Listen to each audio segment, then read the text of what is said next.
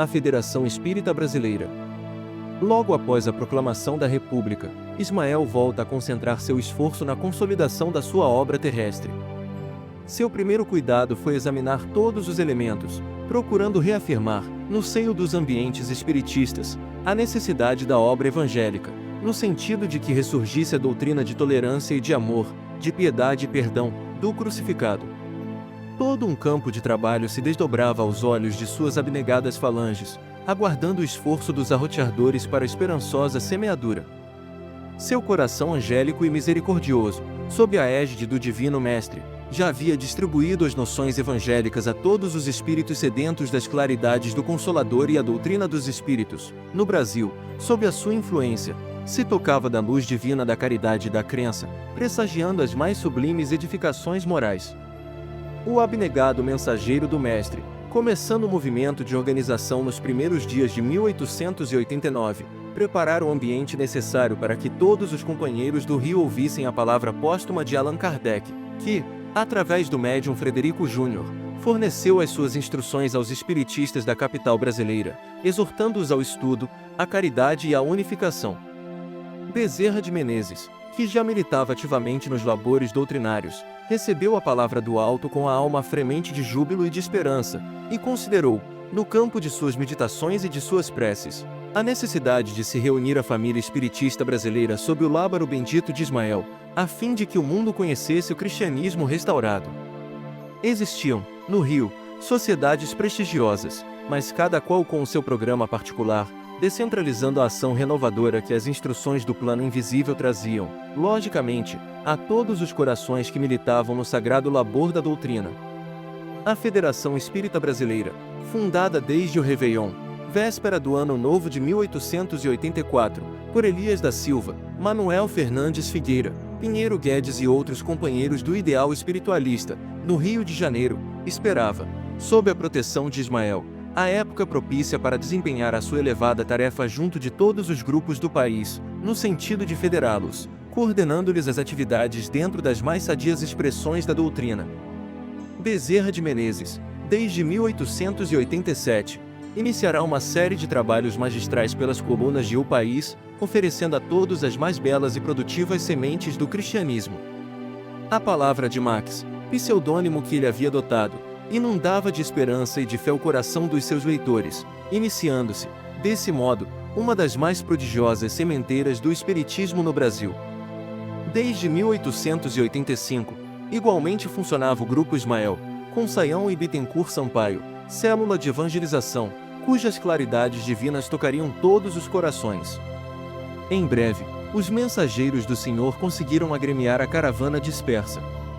No templo de Ismael iam reunir-se, enfim, os operários da grande oficina do Evangelho: Bezerra, Saião, Bittencourt, Frederico, Filgueiras, Richard, Albano do Couto, Zeferino Campos e outros elementos da vanguarda cristã. O tempo, todavia, era de transição e de incertezas. A República, com as suas ideologias novas, filhas do positivismo mais avançado, criará os mais sérios embaraços ao desenvolvimento da doutrina. O novo Código Penal incluíra o espiritismo nos seus textos e o ambiente era obscuro, sentindo todas as correntes espiritistas a necessidade imediata de união para a defesa comum. Enquanto se balbuciavam protestos a medo, a Federação, com a sua prudência e a sua serenidade, iniciou a defesa pacífica da doutrina, dirigindo uma carta aberta ao ministro da Justiça do governo provisório, em que esclarecia devidamente a situação. Os mensageiros invisíveis cuidaram, então, de organizar os novos planos de unificação de todos os elementos. Atendendo aos seus rogos reiterados, a palavra do Mestre se faz ouvir, esclarecendo o seu emissário dileto. Ismael, disse-lhe o Senhor, concentraremos agora todos os nossos esforços a fim de que se unifiquem os meus discípulos encarnados, para a organização da obra impessoal e comum que iniciaste na terra. Na pátria dos meus ensinamentos, o Espiritismo será o cristianismo revivido na sua primitiva pureza, e faz-se mister coordenar todos os elementos da causa generosa da verdade e da luz, para os triunfos do Evangelho. Procurarás, entre todas as agremiações da doutrina, aquela que possa reunir no seu seio todos os agrupamentos, colocarás a tua célula, a fim de que todas as mentalidades postas na direção dos trabalhos evangélicos estejam afinadas pelo diapasão da tua serenidade e do teu devotamento à minha seara. E como as atividades humanas constituem, em todos os tempos, um oceano de inquietudes, a caridade pura deverá ser a âncora da tua obra, ligada para sempre ao fundo dos corações, no mar imenso das instabilidades humanas. A caridade valerá mais que todas as ciências e filosofias, no transcurso das eras, e será com ela que conseguirás consolidar a tua casa e a tua obra. O abnegado mensageiro do alto regressou ao trabalho, cheio de coragem e segurança no seu grandioso apostolado. As energias dissolventes das trevas do mundo invisível lutaram contra ele e contra o Evangelho.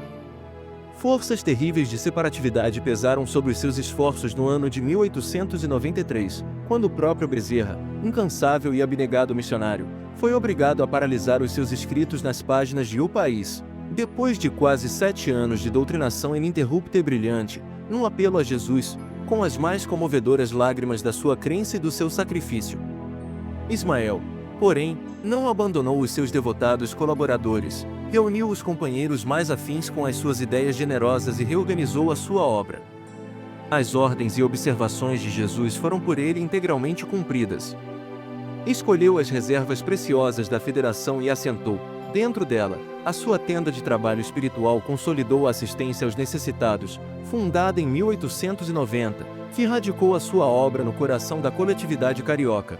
E a caridade foi e será sempre o inabalável esteio da venerável instituição que hoje se ergue na Avenida. Em 1967, a FEB transferiu sua sede administrativa para Brasília, ficando o endereço da Avenida Passos, número 30, como sede histórica.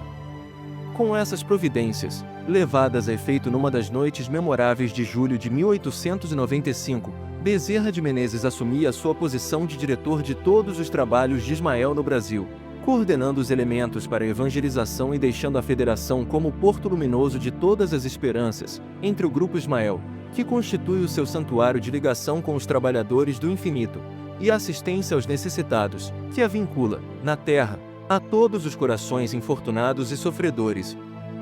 Representa, de fato, até hoje, a sua âncora de conservação no mesmo programa evangélico, no seio das ideologias novas e das perigosas ilusões do campo social e político. Bezerra desprendeu-se do orbe, tendo consolidado a sua missão para que a obra de Ismael pudesse ser livremente cultivada no século XX. E essa obra prossegue sempre.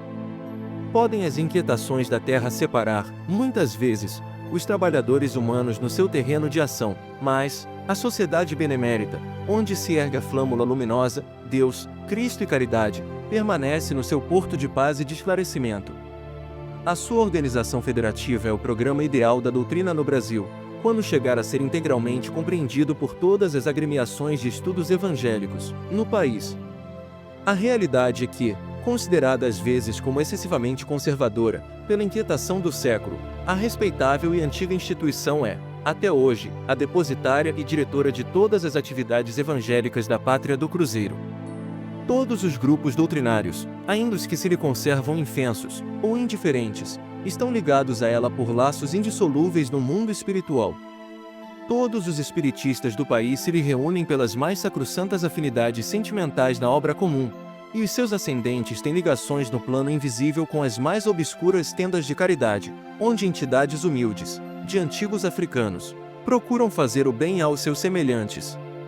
As forças das sombras alimentam, muitas vezes, o personalismo e a vaidade dos homens, mesmo daqueles que se encontram reunidos nas tarefas mais sagradas, mas a direção suprema do trabalho do Evangelho se processa no alto e a Federação Espírita Brasileira, dentro da sua organização baseada nos ensinamentos do Mestre, está sempre segura do seu labor junto das almas e dos corações, cultivando os mais belos frutos de espiritualidade na seara de Jesus, consciente da sua responsabilidade e da sua elevada missão. Espero que tenham gostado. Já vai deixando o like, curtindo e compartilhando. Até o próximo vídeo.